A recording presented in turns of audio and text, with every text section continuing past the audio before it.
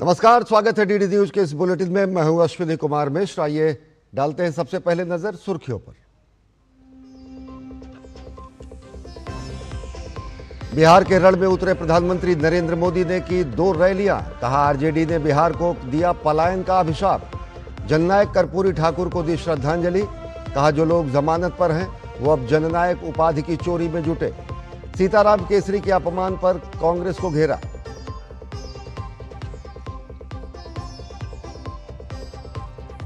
बिहार में प्रचार में जुटे दिग्गज नेता। केंद्रीय गृह मंत्री अमित शाह ने की 2 रैलियां। आरजेडी के जंगल राज पर बोला हमला। महागठबंधन की ओर से तेजस्वी, मुकेश सहनी और मीसा भारती ने की रैलियां। तेजस्वी ने जनता से किए तमाम वादे।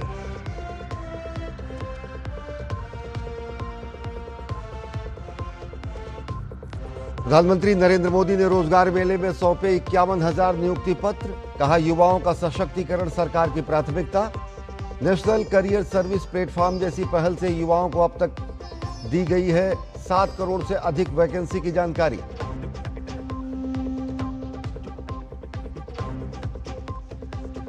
छठ के मौके पर रेलवे की तैयारियां पूरी। दिल्ली, गुजरात, महाराष्ट्र समेत तमाम स्टेशनों पर यात्रियों के लिए खास इंतजाम। बिहार पहुंच रहे यात्रियों के लिए व्यापक बंदोबस्त। रेलवे स्टेशनों पर बज रहे हैं छठ के गीत।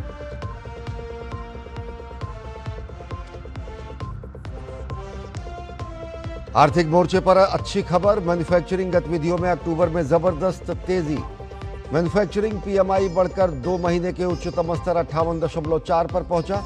विदेशी मुद्रा भंडार 4.5 अरब डॉलर से बढ़कर 702 अरब डॉलर हुआ। गोल्ड रिजर्व भी 6 अरब डॉलर बढ़ा।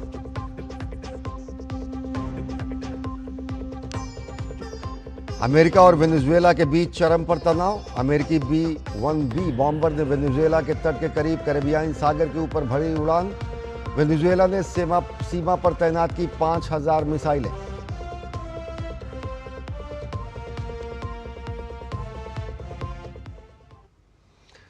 और अब देखते हैं खबरों को विस्तार से। बिहार के सियासी रण में आज प्रधानमंत्री नरेंद्र मोदी ने प्रचार का बिगुल फूंका।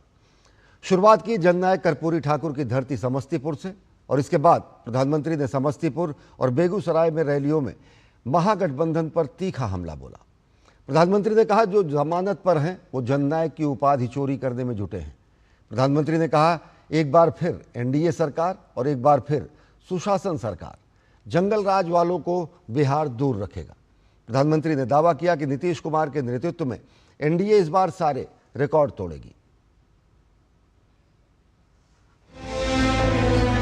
शुक्रवार को पीएम मोदी जब बिहार के सियासी रण में उतरे तो अपने चुनाव अभियान की शुरुआत के लिए उन्होंने चुना समस्तीपुर जिले में भारत रत्न जननायक कर्पूरी ठाकुर के पैतृक गांव कर्पूरी ग्राम को।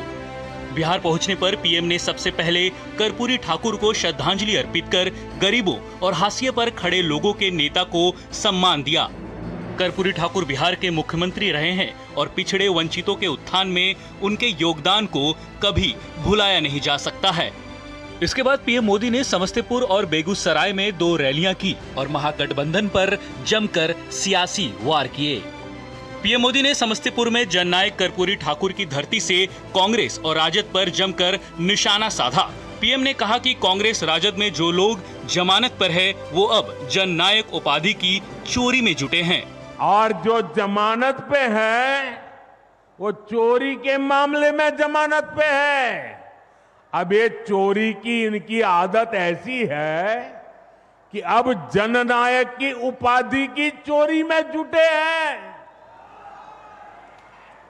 बिहार के लोग जननायक कर्पूरी बाबू का ये अपमान कभी नहीं सहेंगे।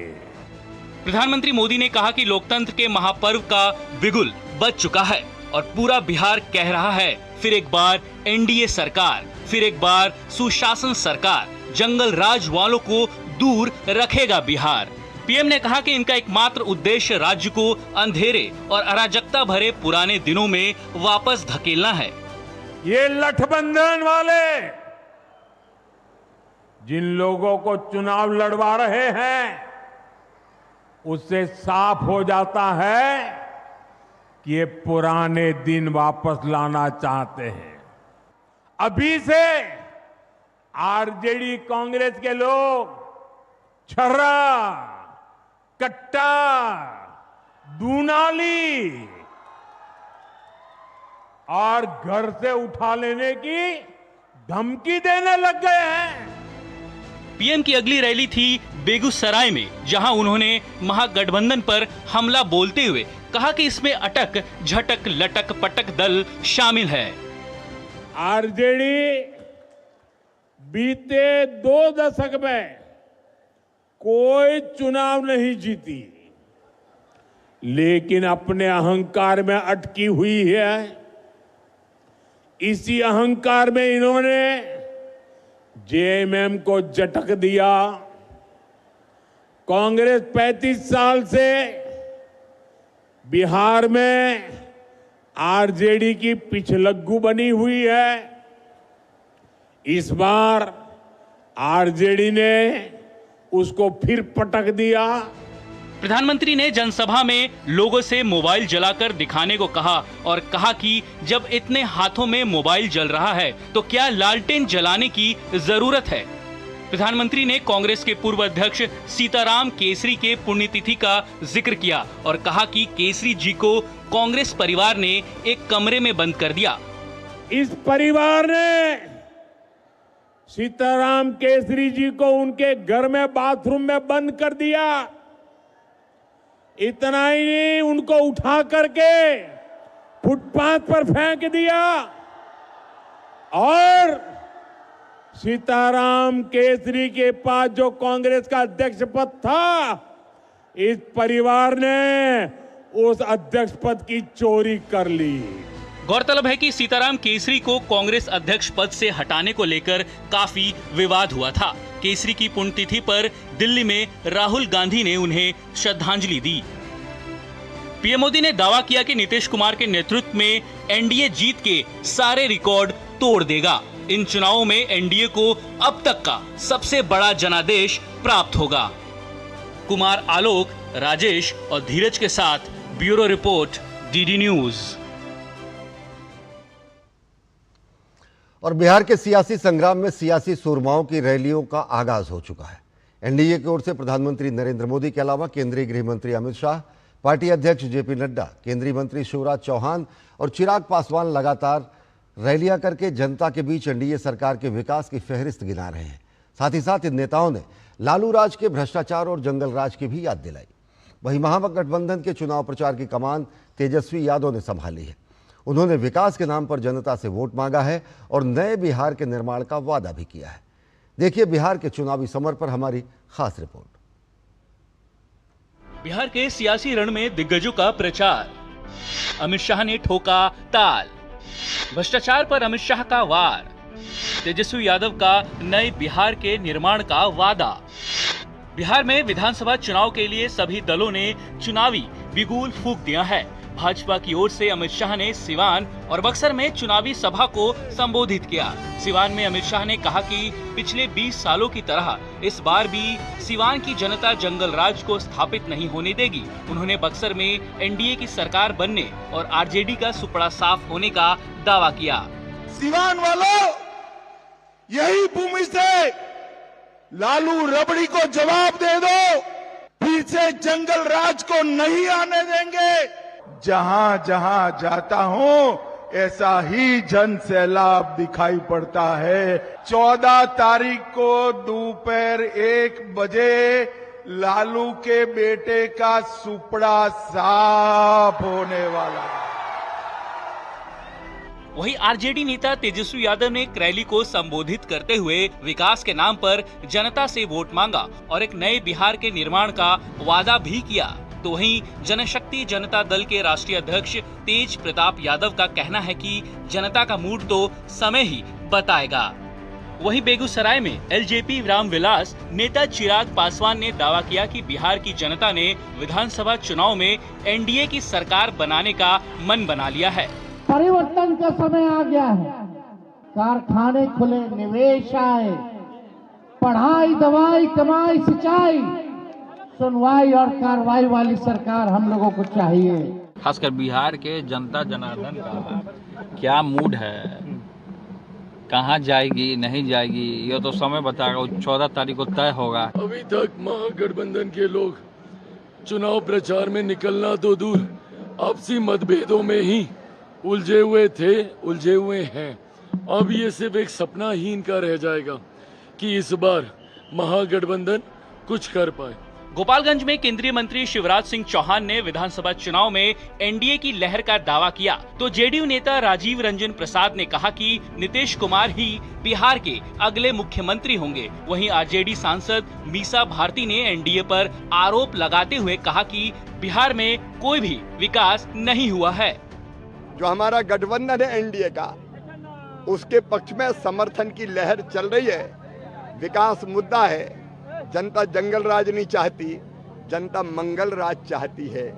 11 वर्षों में जो प्रधानमंत्री नरेंद्र मोदी जी ने बिहार को बड़े जो उपहार दिए, उससे तस्वीर और तकदीर बिहार की बदल रही है। डबल इंजन की सरकार रही है 20 वर्षों तक। एक भी फैक्ट्री लगाई है क्या, मैं आपसे पूछना चाहती हूँ। ना इसकी चर्चा करते हैं ये लोग। सभी दलों के अपने अपने दावे हैं, लेकिन जनता को किस पर भरोसा होगा, यह तो 14 नवंबर को चुनाव परिणामों के बाद ही पता चलेगा। Bureau report, DD news. Bihar विधानसभा चुनाव से पहले निर्वाचन आयोग ने राजनीतिक दलों को कृत्रिम बुद्धिमत्ता यानी एआई के दुरुपयोग को लेकर जरूरी दिशा निर्देश जारी किए हैं। आयोग ने कहा कि एआई आधारित सामग्री चुनावी प्रक्रिया के लिए गंभीर खतरा है, क्योंकि ये सच की तरह प्रतीत होती है और मतदाताओं को भ्रमित कर सकती है। आयोग ने इससे पहले 2024 और इस वर्ष जनवरी में भी दिशा निर्देश जारी किए थे और इसकी पुनः पुष्टि की है। आयोग ने विशेष रूप से उन वीडियो और संदेशों पर चिंता जताई है जो एआई की मदद से राजनीतिक नेताओं के नाम से झूठे या भ्रामक बयान देकर प्रचारित किए जाते हैं। ऐसे कृत्य निष्पक्ष चुनाव और समान अवसर की भावना को कमजोर करते हैं। चुनाव आयोग ने कहा कि कृत्रिम रूप से तैयार या प्रसारित सामग्री को लोकतंत्र के लिए गहरा खतरा माना जाता है। यह परामर्श आयोग ने संविधान के अनुच्छेद 324 के तहत अपने अधिकारों का प्रयोग करते हुए जारी किया है।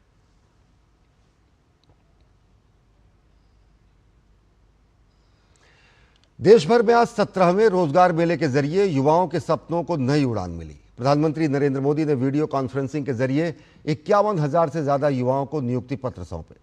इस मौके पर प्रधानमंत्री ने कहा कि विकसित भारत का संकल्प तभी पूरा होगा जब युवा उसकी ताकत बनेंगे। उन्होंने स्किल इंडिया मिशन और प्रतिभा सेतु पोर्टल का खास जिक्र करते हुए बताया कि 7 करोड़ से अधिक वैकेंसी की जानकारी अब तक युवाओं को दी जा चुकी है। प्रधानमंत्री ने कहा कि देश में निवेश और सुधारों से रोजगार के नए अवसर बढ़े हैं। रोजगार मेला युवाओं के सपनों को पूरा करने का माध्यम बन चुके हैं। प्रधानमंत्री नरेंद्र मोदी ने रोजगार मेला पहल के तहत 51,000 से अधिक नियुक्ति पत्र प्रदान किए। इस मौके पर कार्यक्रम को वीडियो कॉन्फ्रेंसिंग के जरिए उन्होंने संबोधित किया। उन्होंने कहा कि पिछले 11 वर्षों से देश विकसित भारत के संकल्प को लेकर आगे बढ़ रहा है। उन्होंने इस संकल्प को पूरा करने में युवाओं की सबसे बड़ी भूमिका का उल्लेख किया। पिछले 11 वर्षों से देश विकसित भारत के निर्माण का संकल्प लेकर आगे बढ़ रहा है। इसमें सबसे बड़ी भूमिका हमारे युवाओं की है, आप सबकी है। इसलिए युवाओं का सशक्तिकरण ये भाजपा एनडीए सरकार की प्राथमिकता है। आज रोजगार मेले युवाओं के सपनों को पूरा करने का माध्यम बन गए हैं। प्रधानमंत्री नरेंद्र मोदी ने कहा कि आज स्किल इंडिया अभियान के जरिए युवाओं का कौशल विकास किया जा रहा है। पीएम ने इस मौके पर प्रतिभा सेतु पोर्टल का भी जिक्र किया। उन्होंने कहा कि 7 करोड़ से अधिक वैकेंसीज की जानकारी युवाओं को दी जा चुकी है। ये 7 करोड़ खाली जगहों का आंकड़ा छोटा नहीं है। आज एक और स्किल इंडिया मिशन जैसे अभियानों के जरिए युवाओं को स्किल की ट्रेनिंग दी जा रही है। वहीं साथ ही नेशनल करियर सर्विस प्लेटफॉर्म जैसे इनिशिएटिव उन्हें नए अवसरों से भी जोड़ रहे हैं।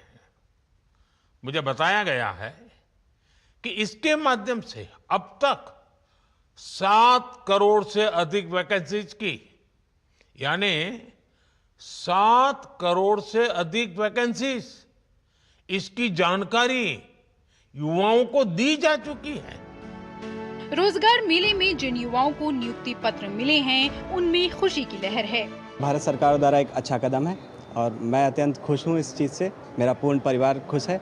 इस रोजगार मेला से जो 2022 से शुरू हुई है, इससे हमें यही देखने के लिए मिलता है कि बहुत सारे अनएम्प्लॉयड युवा जो कि अभी तक उनको नौकरी नहीं मिल रही थी, उनको अब बहुत बड़े स्तर पर नौकरी मिलेगी।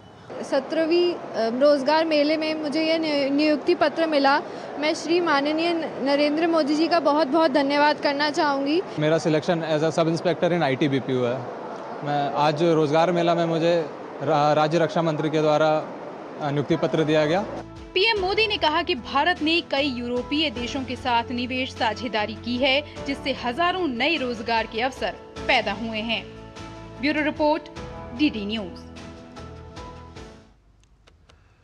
मुंबई में प्रसिद्ध वकील और लेखक वर्जीश देसाई द्वारा लिखित पुस्तक मोदीज मिशन का विमोचन किया गया। महाराष्ट्र के राज्यपाल आचार्य देवव्रत और मुख्यमंत्री देवेंद्र फडणवीस ने पुस्तक का विमोचन किया। ये पुस्तक प्रधानमंत्री नरेंद्र मोदी के राष्ट्र नेता के रूप में उदय की कहानी को बयां करती है और साथ ही साथ प्रधानमंत्री के नेतृत्व में नीतिगत सुधारों को ये भी समीक्षा करती है।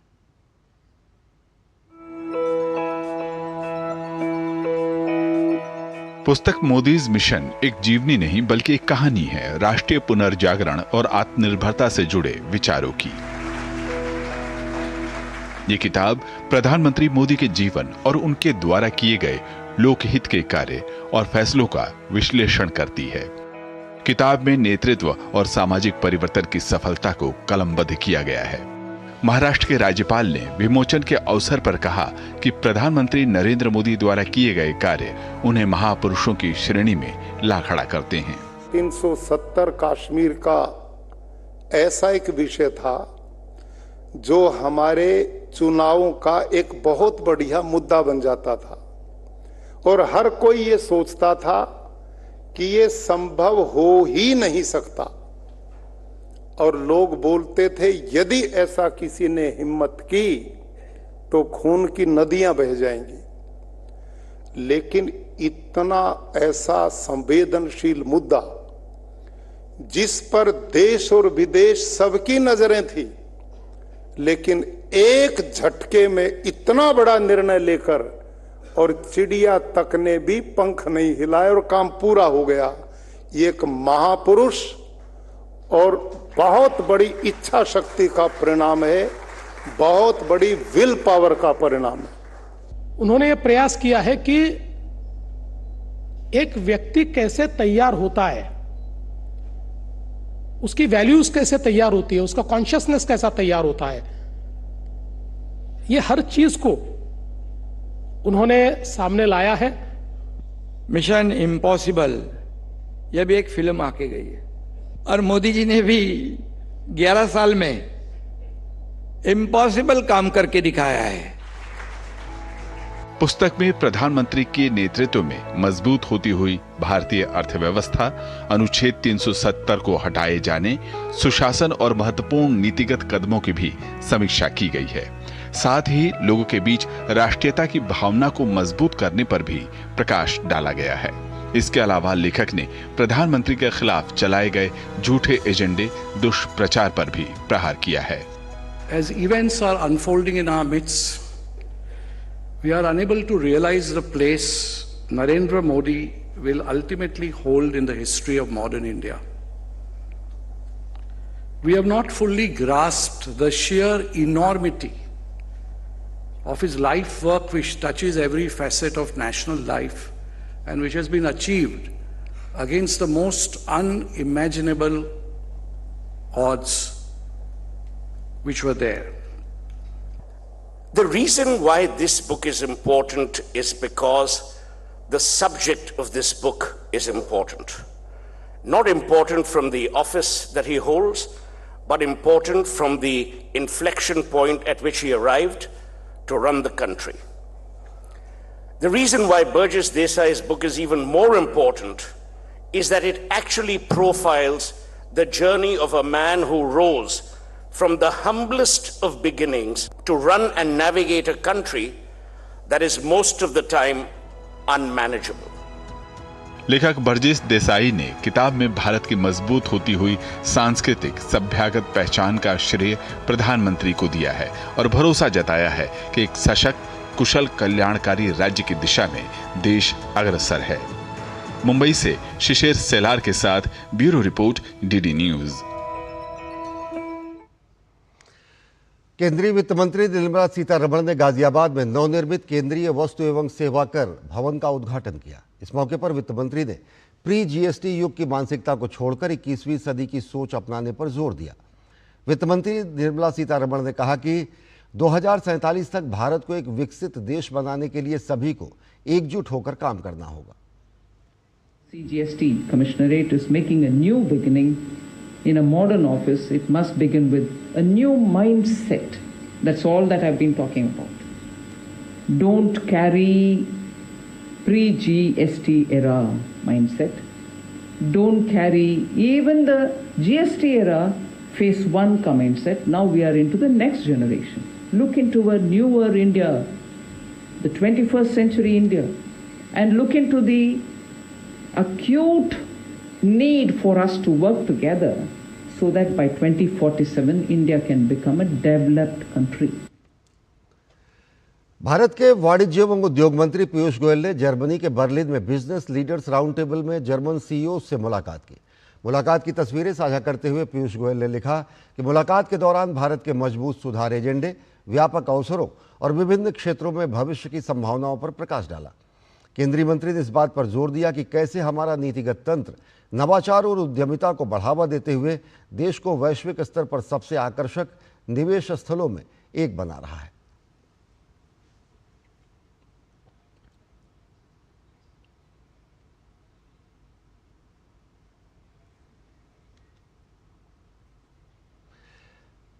वाणिज्य एवं उद्योग मंत्री पीयूष गोयल ने जर्मनी में आयोजित बर्लिन ग्लोब डायलॉग में हिस्सा लिया। आयोजन की तस्वीरें अपने सोशल मीडिया हैंडल एक्स पर साझा करते हुए पीयूष गोयल ने लिखा, एक साथ विकास, बदलती दुनिया में व्यापार और गठबंधन। इस विषय पर पैनल चर्चा में भाग लेकर मुझे अत्यंत प्रसन्नता हुई। इस बात पर जोर दिया कि भारत अपनी व्यापारिक साझेदारियों को दीर्घकालिक पारस्परिक विकास के दृष्टिकोण से कैसे देखता है।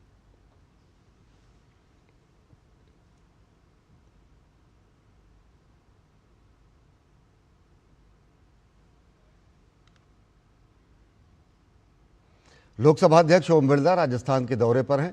लोकसभा अध्यक्ष ओम बिरला ने 250 करोड़ की लागत से कोटा में रेलवे स्टेशन के निर्माण पर खुशी जताई। स्टेशन में निर्माण से आम यात्रियों को सुविधाओं में इजाफा होगा। रेलवे स्टेशन जो कि 250 करोड़ की लागत से बन रहा है, दक्कनी रेलवे स्टेशन भी बन रहा है। इस रेलवे स्टेशन के साथ आम यात्रियों को सुविधा मिले, क्योंकि जब बड़ी संख्या रोज 50,000 यात्री यहाँ पर आते हैं, 50,000 यात्री रोज आते हैं तो उनके आवागमन की सुविधा ठीक हो, रेलवे स्टेशन में बैठने की सुविधा ठीक हो, उनको सारी बेहतर सुविधाएं मिले। इन सब पर संभावनाओं पर विचार किया जा रहा है और एक बेहतर रोड मैप बनाया जा रहा है। त्योहारों की भारी भीड़ को ध्यान में रखते हुए भारतीय रेल ने देश भर में विशेष इंतजाम किए हैं। यात्रियों की सुविधा के लिए 12,000 से ज़्यादा स्पेशल ट्रेनें पटरियों पर दौड़ रही हैं और अभी तक इन ट्रेनों से 1 करोड़ से ज़्यादा यात्री सफ़र कर चुके हैं। त्योहारी सीजन के मद्देनज़र रेलवे की तैयारियों पर देखिए हमारी खास रिपोर्ट। त्योहारों का मौसम और अपने घर लौटने की खुशी। छठ महापर्व के पावन अवसर पर भारतीय रेल ने भी यात्रियों की खुशियों को दोगुना कर दिया। भीड़ भाड़ वाले रेलवे स्टेशन पर इस बार नजारा कुछ अलग ही है। व्यवस्था सटीक है, सफर आरामदायक और यात्रियों के चेहरे पर बिखरी है मुस्कान। त्योहारों की भारी भीड़ को ध्यान में रखते हुए भारतीय रेल ने देश भर में विशेष इंतजाम किए हैं। यात्रियों की सुविधा के लिए 12,000 से ज्यादा ट्रेनें पटरियों पर दौड़ रही हैं और इन ट्रेनों से अब तक 1 करोड़ से ज्यादा यात्री सफर कर चुके हैं। यात्रियों की सुविधा को पहले प्राथमिकता देते हुए भारतीय रेल ने इस बार छठ पर खास समर्पण दिखाया है। छठ पर्व पर रेलवे ने बढ़ाई यात्रियों की सुविधा। हर बड़े स्टेशन पर होल्डिंग एरिया तैयार, अतिरिक्त टिकट काउंटर, पेयजल, बैठने की व्यवस्था। त्योहारी भीड़ में यात्रियों के लिए मेडिकल टीम तैनात। आरपीएफ, स्काउट्स और सिविल डिफेंस कर रहे हैं यात्रियों की मदद। दिल्ली से यात्रियों की संख्या में 7% वृद्धि। रेलवे के इन प्रयासों का असर यात्रियों के चेहरों पर दिख रहा है। कई यात्रियों ने कहा कि इस बार स्टेशन पर व्यवस्था बेहतर है, बैठने और पानी की सुविधा मिल रही है। बहुत बढ़िया पिछली बार से है सर, अब की बार इसमें कोई देखने का, कोई कहने का जरूरत ही नहीं है, सब जनता के सामने ही में है। बहुत ही सुविधा है। जितने बार से छठ पूजा हो रही है उसमें सबसे बेहतरीन अब की बार सरकार जो है से आप लोगों को लगा गया है। एक हम देख रहे हैं जो एक आदमी पे एक आदमी है सुविधा के लिए, जिसको जो जरूरी है, जो सारे चीज उनको बताते हैं, उनको कोई असुविधा नहीं है। कोई दिक्कत नहीं हुआ, हमारे मोदी सरकार और रेल मंत्री सही है। गुजरात से भी बड़ी संख्या में लोग छठ महापर्व मनाने के लिए बिहार और उत्तर प्रदेश की ओर जा रहे हैं। इसी के चलते गुजरात के तमाम रेलवे स्टेशन पर भी यात्रियों के लिए खास व्यवस्था की गई है। पश्चिमी रेलवे के महाप्रबंधक विवेक कुमार गुप्ता ने अहमदाबाद रेलवे स्टेशन का निरीक्षण किया और हालात का जायजा लिया। बेसिक सुविधाओं का हम लोगों ने यहाँ प्रावधान किया है, पीने का पानी, टॉयलेट, और ट्रेन आने पर उनको वहाँ पर सीट की गारंटी। ये तीन चीजें बनाकर हम यात्रियों को उनके गंतव्य तक सुरक्षित पहुंचाने में बिल्कुल सफल रहेंगे। स्पेशल ट्रेन ऑन डिमांड हम चला रहे हैं, अनरिजर्व ट्रेन ऑन डिमांड चला रहे हैं।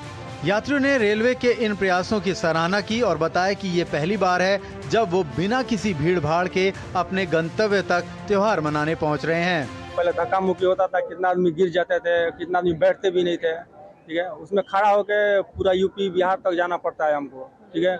अभी ये लाइन वाला सुविधा हो गया है तो सीट तो कम से कम मिलने जाएगा बैठने के लिए हमको। पहले से बहुत अच्छा है सुविधा, जो कि हर बार धक्का मुक्का खा जाते थे, इस बार बहुत अच्छा है।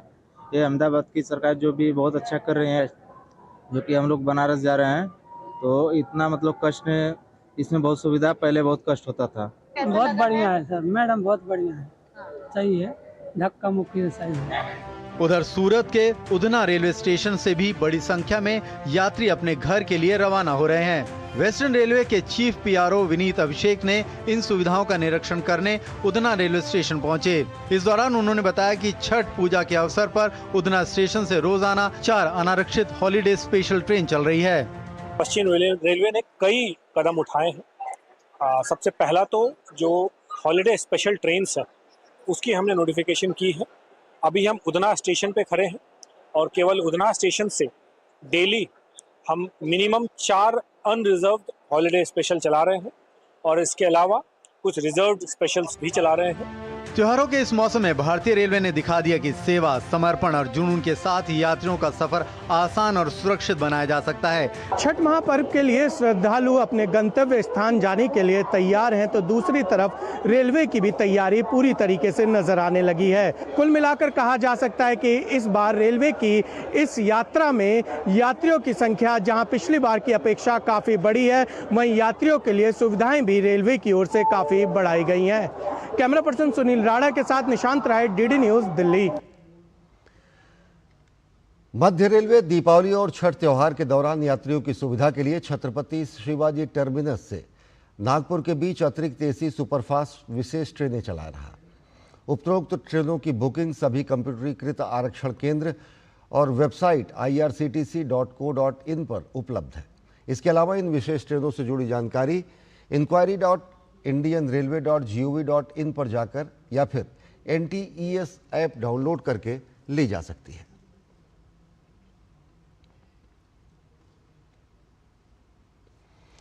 दीपावली के बाद अब पूरे देश में महापर्व छठ की तैयारियां जोरों पर हैं। कल से नहाय खाए के साथ 4 दिनों के इस पावन पर्व की शुरुआत होगी। सूर्यदेव और छठ मैया की उपासना का यह महापर्व हर वर्ष करोड़ों श्रद्धालुओं के जीवन में नई ऊर्जा भर देता है। दिल्ली में 1500 से अधिक छठ के घाट बनाए गए हैं। प्रधानमंत्री नरेंद्र मोदी ने देशवासियों से छठ पर्व में उत्साहपूर्वक हिस्सा लेने की अपील की है और लोगों से छठ के पारंपरिक गीत साझा करने को कहा है, ताकि ये आस्था और संस्कृति का उत्सव पूरे भारत को जोड़ सके।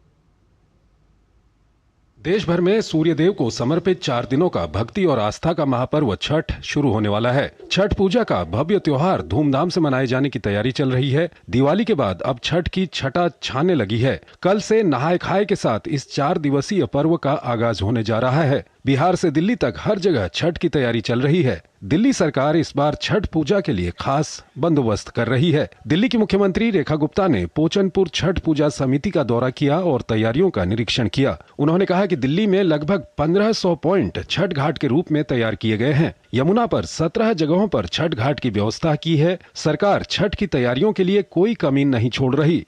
यमुना जी पे 17 जगह पे हमने कई किलोमीटर के घाट की व्यवस्था की है। इस बार की छठ जो है छठ भर्तियों के लिए बहुत ही अभूतपूर्व और दिव्य एहसास लेके आने वाली है। सरकार कोई कोर कसर नहीं छोड़ रही है छठ की तैयारियों के लिए।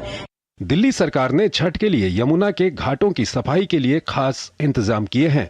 इस बीच प्रधानमंत्री नरेंद्र मोदी ने देश के प्रमुख सांस्कृतिक और आध्यात्मिक पर्व छठ पूजा के आगमन पर देशवासियों से उत्साहपूर्ण भागीदारी की अपील की है। उन्होंने सोशल मीडिया प्लेटफॉर्म एक्स पर अपने संदेश में कहा, प्रकृति और संस्कृति को समर्पित महापर्व छठ आने वाला है। बिहार सहित देश भर में इसकी तैयारियों में श्रद्धालु पूरे भक्तिभाव से जुट चुके हैं। छठी मैया के गीत इस पावन अवसर की भव्यता और दिव्यता को और बढ़ाने वाले होते हैं। आपसे आग्रह है कि आप भी छठ पूजा से जुड़े गीत मेरे साथ शेयर करें। मैं अगले कुछ दिनों तक इन्हें सभी देशवासियों के साथ साझा करूंगा। बिहार की एक महिला प्रधानमंत्री नरेंद्र मोदी के लिए छठ का गीत गाती नजर आईं।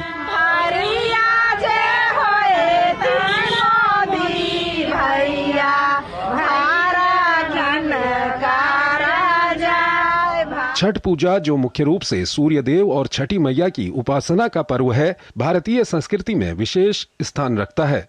ये पर्व 4 दिनों तक चलता है। शनिवार को नहाय खाए से पर्व की शुरुआत होगी, जबकि रविवार को खरना होगा। सोमवार को डूबते सूर्य को अर्घ्य दिया जाएगा और मंगलवार को उगते सूर्य को अर्घ्य से इस महत्वपूर्ण अनुष्ठान का समापन होगा।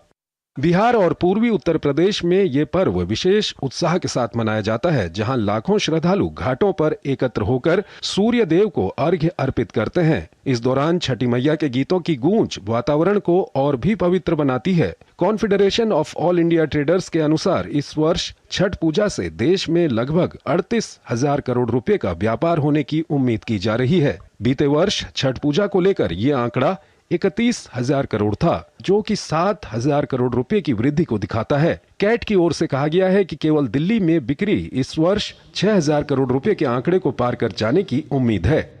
Bureau report, DD news. और दिल्ली के कश्मीरी गेट स्थित वासुदेव घाट पर छठ व्रतियों को अर्घ्य देने में किसी तरीके की परेशानी न हो, इसका पूरा ध्यान प्रशासन की ओर से रखा जा रहा है।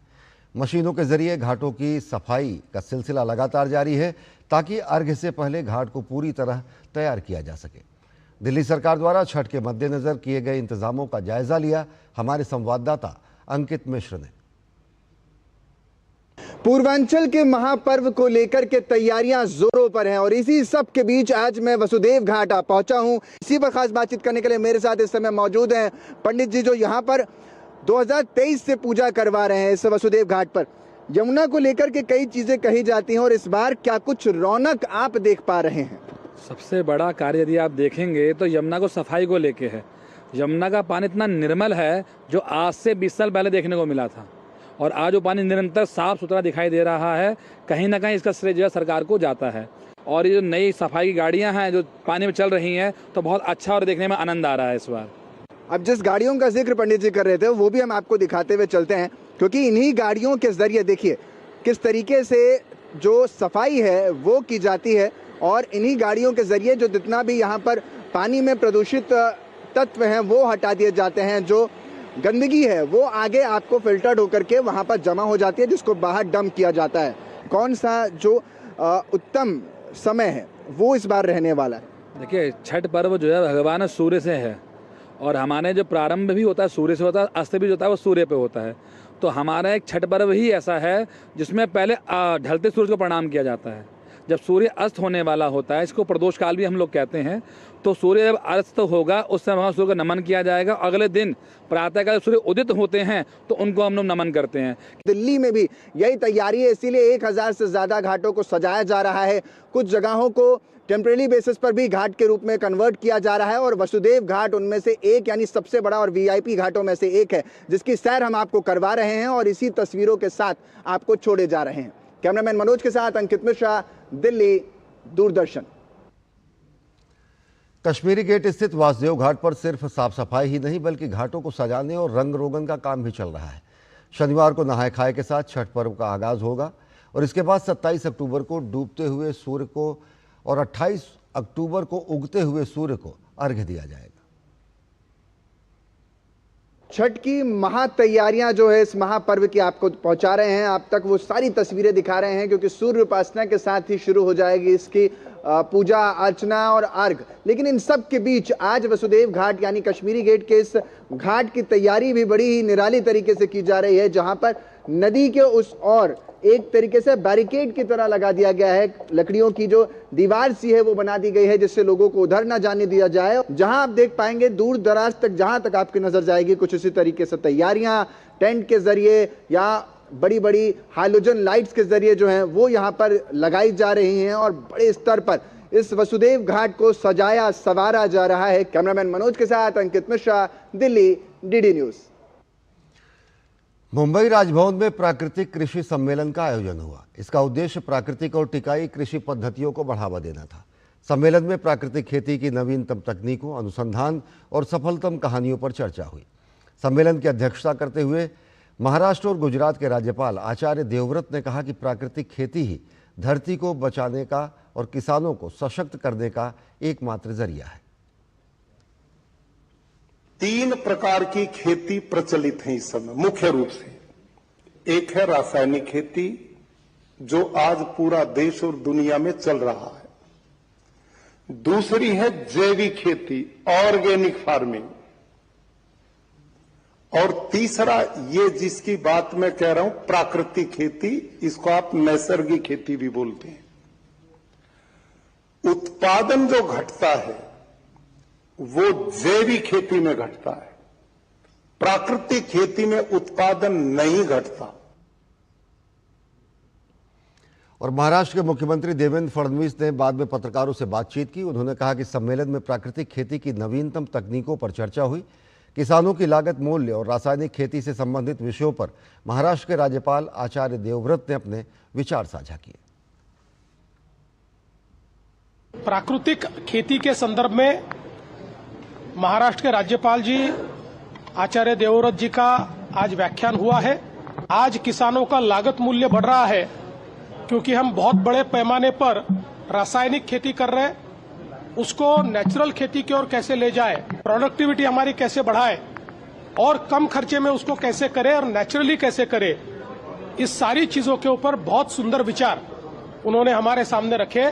इसलिए मैं उनका बहुत बहुत आभार व्यक्त करता हूं और उनके नेतृत्व में महाराष्ट्र में प्राकृतिक खेती का एक मिशन हम लोग हाथ में लेंगे और किसानों को ये खेती फायदे की हो, इस दृष्टि से हम लोग प्रयास करेंगे।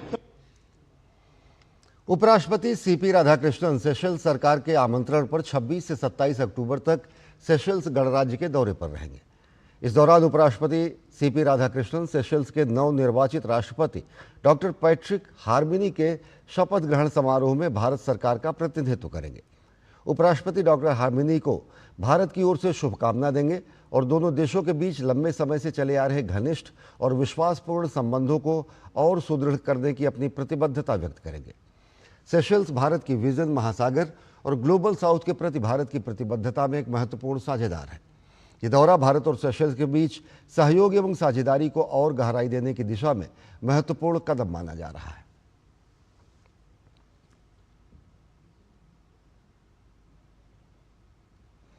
अंतरिक्ष में भारत के बहुप्रतीक्षित पहले मानव मिशन की 90% तैयारियां पूरी हो गई हैं। इसरो चीफ वी नारायणन ने साल 2027 की शुरुआत में गगनयान मिशन को लॉन्च करने की घोषणा की है। इमर्जिंग साइंस, टेक्नोलॉजी और इनोवेशन कॉन्क्लेव में वी नारायणन ने कहा कि गगनयान मिशन से भारत अंतरिक्ष में मानव भेजने में समर्थ देशों के विशिष्ट समूह में शामिल हो जाएगा। उन्होंने बताया कि ऑर्बिटल मॉड्यूल डिज़ाइन, पर्यावरण नियंत्रण तंत्र जैसी प्रणालियां लगभग पूरी हो चुकी हैं। नारायणन ने कहा कि ये एक जटिल मिशन है जिसके लिए कई अत्याधुनिक तकनीकों के विकास की आवश्यकता थी। अंतरिक्ष यात्रियों को भेजने से पहले इसरो 3 मानव रहित मिशन का परीक्षण करेगा, जिनमें पहला व्योम मित्र रोबोट होगा। सरदार वल्लभ भाई पटेल की 150वीं जयंती के अवसर पर गुजरात के नर्मदा जिले के एकता नगर में एकता परेड का आयोजन किया जाएगा। एकता परेड को लेकर केंद्रीय गृह सचिव की अध्यक्षता में एक उच्च स्तरीय बैठक आयोजित की गई। बैठक में खुफिया ब्यूरो के निदेशक, सूचना एवं प्रसारण मंत्रालय के सचिव सहित कई अन्य वरिष्ठ अधिकारी शामिल थे। बैठक में एकता परेड और उससे जुड़ी प्रचार योजनाओं को लेकर कई महत्वपूर्ण निर्णय लिए गए। गृह मंत्री द्वारा 29 और 30 अक्टूबर को एक प्रेस ब्रीफिंग आयोजित किए जाने का प्रस्ताव रखा गया है। राष्ट्रीय एवं राज्य स्तर पर 22 से 25 अक्टूबर के बीच कर्टन रेजर कार्यक्रम आयोजित किया जाएगा।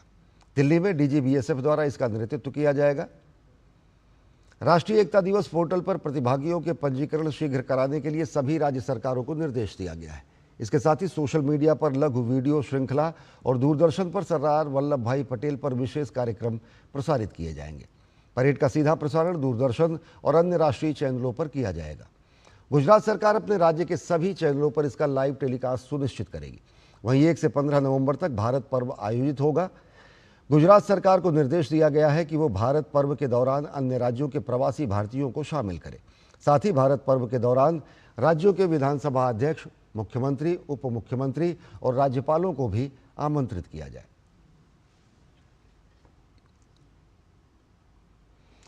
भारत के स्वदेशी श्वानों की बहादुरी, वफादारी और शक्ति का इतिहास सदियों पुराना है और इन्हीं मूल्यों को नई दिशा दी है सीमा सुरक्षा बल ने।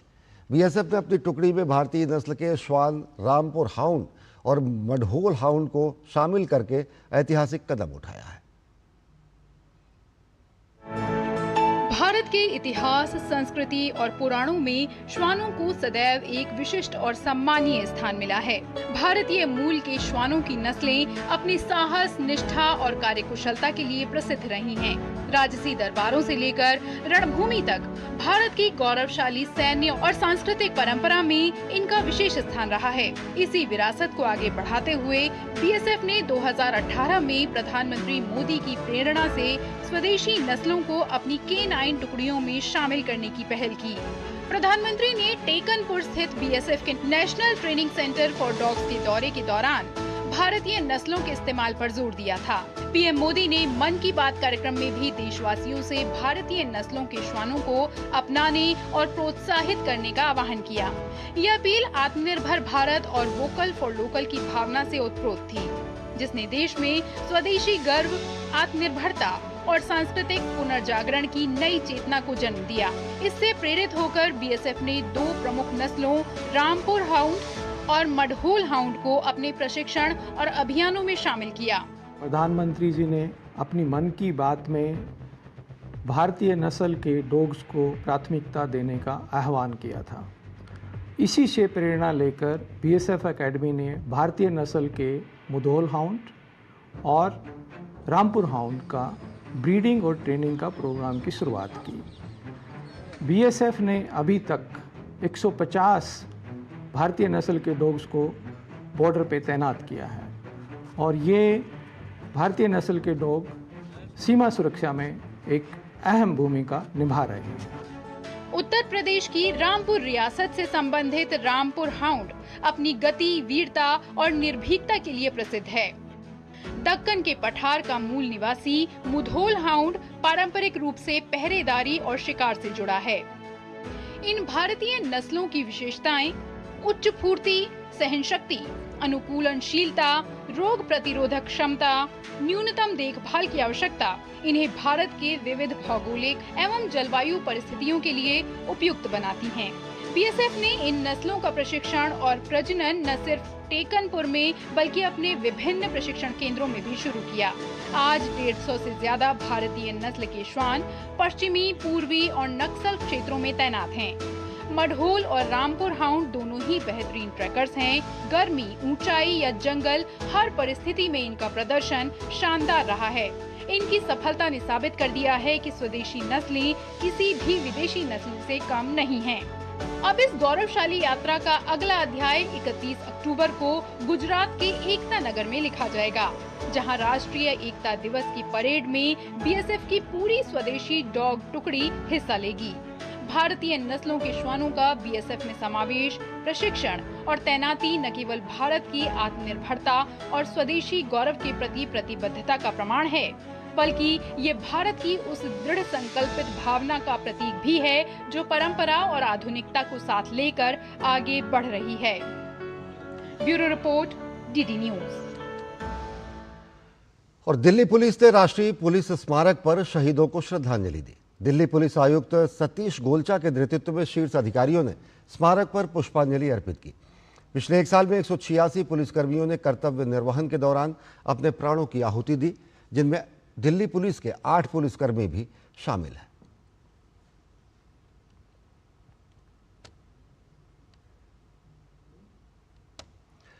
और भारत ने रक्षा क्षेत्र में आत्मनिर्भरता की ओर एक महत्वपूर्ण कदम बढ़ाया है। शुक्रवार को हिंदुस्तान टर्बो ट्रेनर 40 सीरीज के प्रोडक्शन विमान TH4001 ने हिंदुस्तान एरोनॉटिक्स लिमिटेड के बेंगलुरु केंद्र से सफलतापूर्वक उड़ान भरी। इस स्वदेशी ट्रेनर विमान भारतीय वायुसेना के भावी पायलटों को प्रशिक्षित करने के लिए तैयार किया गया है। ये एक पूर्ण aerobatic tandem seat turboprop trainer विमान है जो बुनियादी उड़ान प्रशिक्षण, एरोबैटिक्स और रात्रि उड़ान के लिए उपयुक्त है।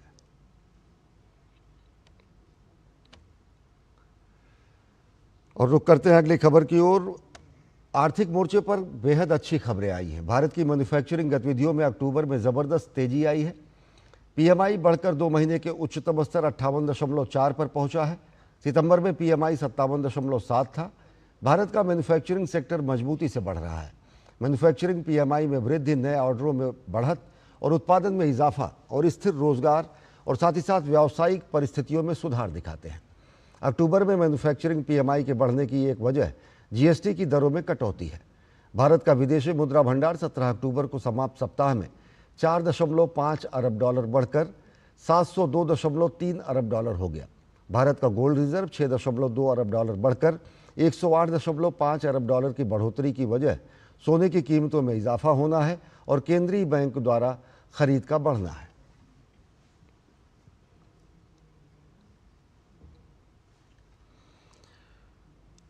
और ज्ञानवापी के सील वजूखाने को लेकर वाराणसी के जिला अदालत में शुक्रवार में सुनवाई हुई। जिला अदालत ने निर्देश दिया है कि मामले की अगली सुनवाई 29 अक्टूबर को होगी। सुनवाई के दौरान जिला प्रशासन और सभी पक्ष मौजूद रहेंगे, जिसमें ताले पर लगे कपड़े और सील बदलने पर अंतिम निर्णय प्रशासन का होगा। में 16 मई 2022 को सील किए गए कपड़े को बदलने में सील किया गया था। उसके कपड़ा 2 वर्षों के बाद जीर्ण हो गया है। उस कपड़े को बदलने के लिए माननीय न्यायालय ने दोनों पक्षों की सहमति लेकर 29 तारीख को सारे लोग खड़े रहेंगे और जिसमें वहां पे कपड़े बदले जाएंगे और ये प्रातः 9 बजे प्रक्रिया पूर्ण की जाएगी। असम के प्रसिद्ध गायक जुबिन गर्ग की मौत मामले में SIT की जांच लगातार जारी है। जांच के लिए सिंगापुर गए SIT टीम के प्रमुख मुन्ना प्रसाद गुप्ता ने बताया कि सिंगापुर पुलिस ने उन्हें जांच में पूरा सहयोग दिया है। उन्होंने कहा कि टीम ने घटनास्थल का दौरा करने के साथ साथ पोस्टमार्टम रिपोर्ट के साथ कई अहम दस्तावेज मुहैया कराए हैं। SIT प्रमुख के मुताबिक सिंगापुर पुलिस ने आश्वासन दिया है कि अन्य प्रक्रियाएं भी जल्द पूरी कर ली जाएंगी। उन्होंने बताया कि इस मामले में शामिल 11 लोगों में से 10 के बयान पहले ही दर्ज किए जा चुके हैं और अब तक 7 लोगों को गिरफ्तार किया जा चुका है। इसके अलावा सिंगापुर पुलिस ने मौके पर मौजूद सिंगापुरी नागरिकों सहित सभी क्रू सदस्यों के बयान भी दर्ज किए हैं। उधर जुबिन गर्ग की पत्नी गरिमा सैकिया गर्ग का बयान दर्ज कराने के लिए आज वे CID ऑफिस पहुंची थी। 1st October we met with a 5-member high-level delegation of Singapore Police, and it was a very fruitful meeting, and we discussed and exchanged information. They gave a very positive response, and also they shared with us the post-mortem report of Jubiin Garg, which was conducted at Singapore through the Indian High Commission to us, which is very important from the point of view of the investigation. And the remaining thing which are required to be done through the Singapore police, they have assured that within the next 10 days they will come up with a positive reply.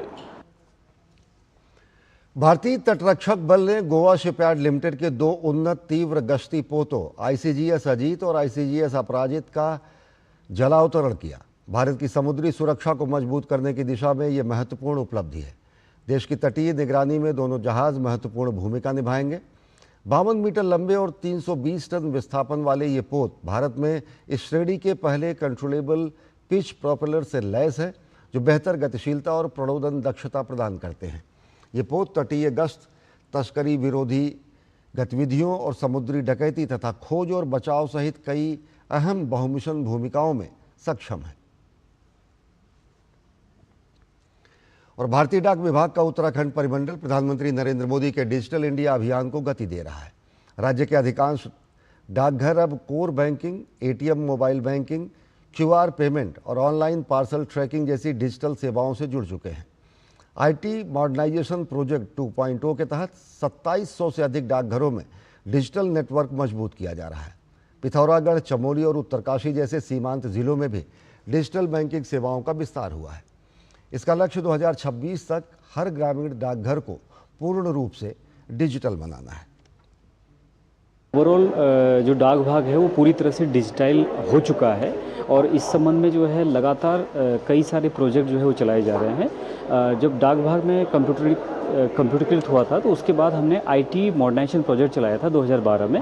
उसी कड़ी में जो है IT 2.0 के नाम से हमने advance postal technology करके एक नया सॉफ्टवेयर लॉन्च किया है और इसी में जो है पूरे डाक विभाग को और सुदृढ़ किया है टेक्नोलॉजी के क्षेत्र में। पूरे हिंदुस्तान में लगभग 1000 स्थानों पर जो है डाक विभाग के एटीएम काम कर रहे हैं और उत्तराखंड की अगर हम बात करें तो ऐसे जो जिला मुख्यालय हैं और जो इम्पोर्टेंट प्लेसेस पर जो हमारे डाकखाने हैं उनमें 18 जगहों पर जो है एटीएम लगे हुए हैं। तो बुलेटिन में फिलहाल इतना ही। देश और दुनिया की ताज़ा तरीन खबरों के लिए देखते रहिए डीडी न्यूज़। नमस्कार।